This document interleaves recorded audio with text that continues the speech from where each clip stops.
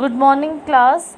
Today we will start with the first chapter, The Triumph of Surgery, of our supplementary book, Footprint Without Feet. The chapter is written by James Herriot. He was a British writer as well as a veterinary doctor. Veterinary doctor is a doctor who treats animals. The story starts when Mrs. Pomfrey, a rich lady, takes her dog out for a walk. A nearby veterinary doctor who knows the lady sees the dog and is shocked as he sees that the dog looks like a blotted sausage with a leg at each end. He advises her to stop giving him unhealthy things to eat, but Mrs. Pomfrey is not able to refuse him. Soon he falls sick and the doctor is called.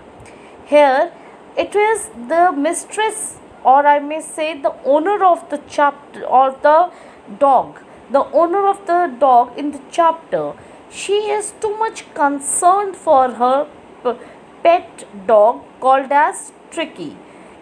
She took him for the walk where the narrator, or the author I may say, he noticed the how this dog looked. He was blotted sausage. Sausage is a non-veg thing. कुछ non-veg type होता है जो with the stuffing in it. Blotted मतलब फूला हुआ. It was so fat. बस एक फूला हुआ सा एक ऐसा लॉग सा था, एक जैसे कोई बहुत बड़ी कोई चीज़ है. Only 4 legs were visible on each corner. Even doctor was surprised to see such a pet. He advises her to stop giving him unhealthy things to eat. फिर बीइंग अ डॉक्टर उन्होंने क्या समझाया कि हम अनहेल्दी चीज़ें, कि जो आपका लव अफेक्शन के अंदर आउट ऑफ विच यू बस keep on giving him unhealthy food, या in between meals you people just give eating, this is the result for his illness. उसका ही दैट डॉग लुक्स इल, वो एक बीमार dog की तरह लगता था. So stop giving him in between meals and unnecessarily overeating. He advises her to stop giving him unhealthy things to eat. But Mrs. Pomfrey is not able to refuse him. Soon he falls sick and the doctor is called. But being the love for the dog, जो एक love affection उस dog के लिए जो owner के पास था, she treated that dog pet just like his own kid. अपने बच्चे की तरह उसको वो ट्रीट करती थी. The intense love for that dog made her stop could not make her stop giving him food. उसे मतलब उसे जो प्यार था कि भाई वो भूखा है, वो मेल न्यूट्रिशन है, उसके पास इतनी एनर्जी नहीं है, पता नहीं वो बेचारा इतना लेज़ी क्यों है. लेज़ी क्यों था? क्योंकि ओवरवेट था. ओवर ईटिंग की वजह से वो dog tricky was lazy. But the owner always felt कि इसके अंदर that this dog is mail nutrition, इसको खाने की वाइटामिन की कमी है, बेड टाइम पे उसे हॉर्लिक्स दे दो एक्सक्यूज़ मी, या अदरवाइज़ इसको कुछ ना कुछ शॉर्ट इंटरवल्स में खिलाते रहो. लेकिन वो उसको रिफ्यूज़, डॉक्टर के मना करने के बावजूद भी वो जो लेडी थी, she was not able to stop herself. The narrator mister Herriot then somehow takes Tricky the dog to the hospital, even though he knows that Mrs. Pomfrey is not ready to leave her dog, and nearly fainted just by hearing these words. Now Mrs. Pomfrey जो उनका intense love की वजह से उसको वो खाने के लिए रिफ्यूज़ नहीं कर सकी, और जो ये डॉग था वो इट जस्ट फॉल इल. वो जो उसकी फेवरेट आइटम्स थी वो भी नहीं खाना पसंद करता था. इट स्टार्टेड स्पिटिंग आउट, जो वो मुंह के अंदर जो कुछ डाले वो बाहर निकाल देता था. This was a very troublesome time, and this lady Mrs. Pomfrey, she called doctor. Here doctor realise that इसका कोई और सोल्यूशन नहीं हो सकता. इट इज़ इम्पॉर्टेंट डॉग को मिसेस पोम्फ्रे से थोड़ा सा अपार्ट, थोड़ा दूर किया जाए, तभी ये ओवरकम अपनी प्रॉब्लम से डॉग हेल्दी तभी हो सकता है। दो he was very well aware कि it is very difficult for for doctor to convince Mrs. Pomfrey to send Tricky to the hospital। जब उसको ये बात पता चली कि भी उसको हॉस्पिटल भेजना पड़ेगा डॉग को, she was nearly about to faint, जैसे बेहोश होने लगी। कौन? Mrs Pomfrey. And after hearing के भाई डॉग इज़ अनवेल, उसे हॉस्पिटलाइज कराना पड़ेगा, she could not bear this. Then he takes the dog along and puts a bed for him in his surgery। फिर वो डॉग को ज़बरदस्ती थोड़ा सा उसको कन्विंस करके कि भाई इट इज़ उसकी डॉग की हेल्थ के लिए, फॉर हिज लॉन्गिविटी, उसके वो ज़िंदा रहे, ठीक रहे, उसको हॉस्पिटलाइज होना पड़ेगा। और उसने क्या किया, डॉक्टर ने उसका बेड अपनी हिम इन हिज सर्जरी, जहाँ पर वो थोड़ी बहुत सर्जरी करता था, वहाँ पर डॉग को वेटरनरी हॉस्पिटल में नरेटर, क्योंकि वो खुद भी कौन था, वेटरनरी डॉक्टर था, वहाँ उसने अपने पास रखा। The dog does not move much nor Yeats. वहाँ पर भी डॉग कोई ख़ास मूवमेंट नहीं शो करता था, खाना नहीं खाता था, बिल्कुल लाइफलेस सा पड़ा रहता था। Anything for the first 2 days, पहले 2 दिन तक तो बहुत ऐसे पड़ा रहा, बहुत अनईजी सा फील किया। On the second day he looks around and whimpers a bit. थोड़ा whimpers means a little movement, थोड़ा बहुत मूवमेंट किया, थोड़ी बहुत आवाज़ करी।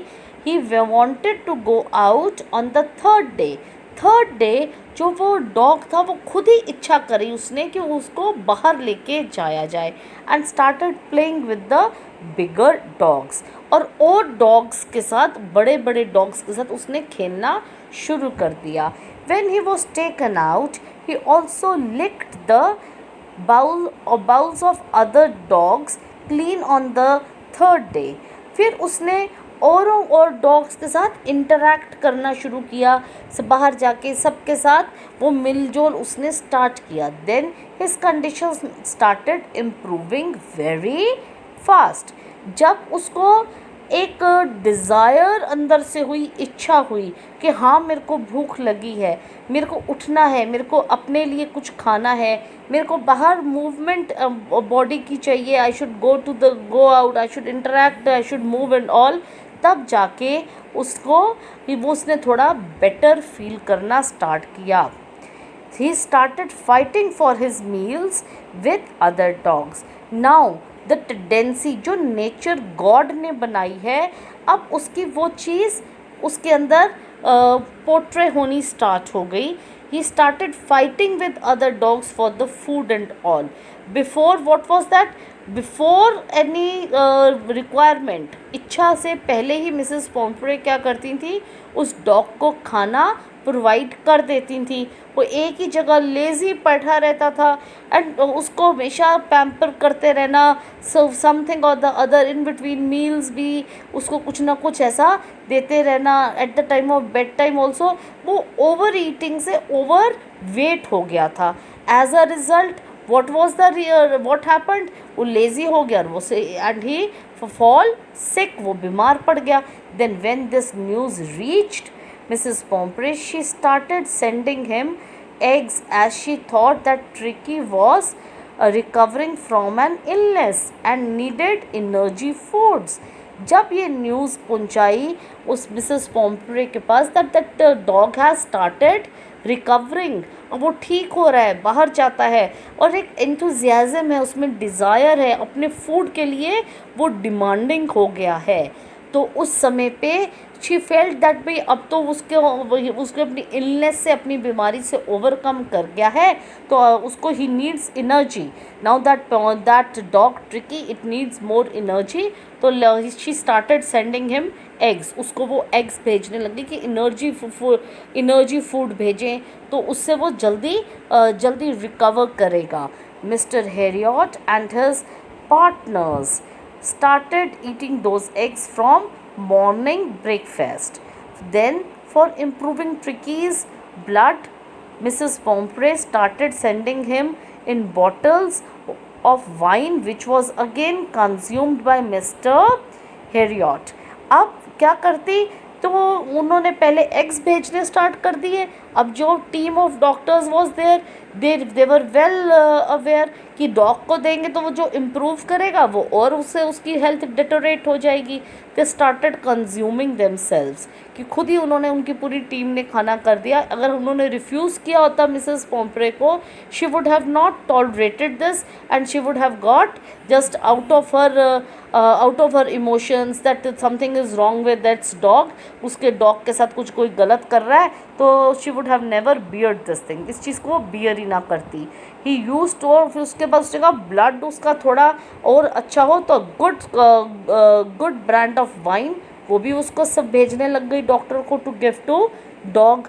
अब वो भी वाइन भी वो सारी डॉक्टर की टीम ही कंज्यूम करती. He use to take 2 glasses before his lunch.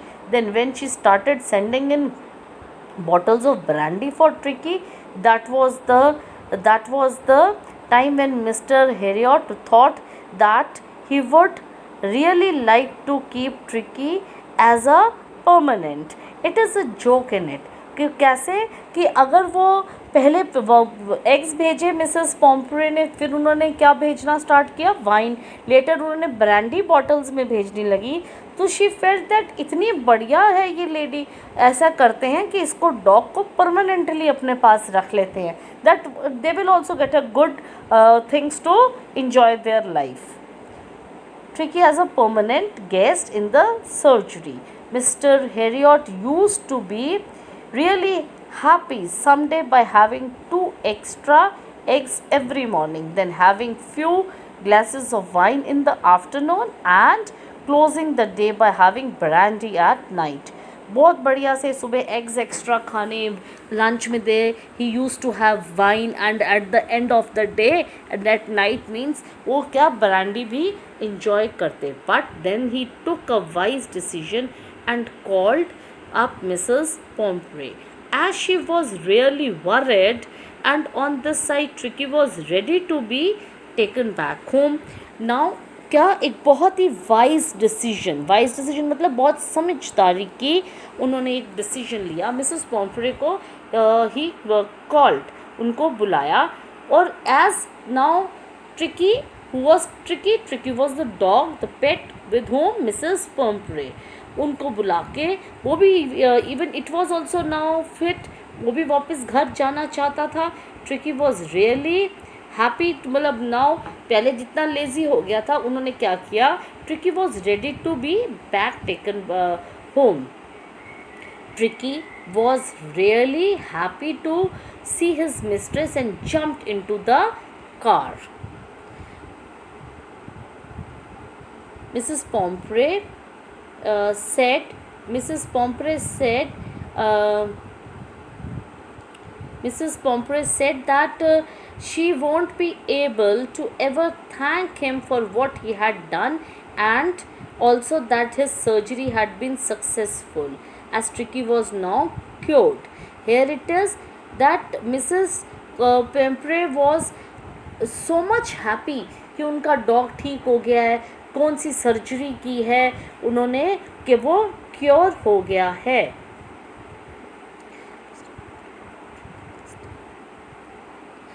I was really worried about Tricky. And उन्होंने लास्ट में कहा मैं इसके लिए बहुत ज़्यादा worried थी. और in this way everything was very nicely shaped up. Nicely shaped up means कि सब कुछ बहुत अच्छे से हो गया. Here the chapter is finished. I have already sent you the PDF and rest we will discuss its question answers.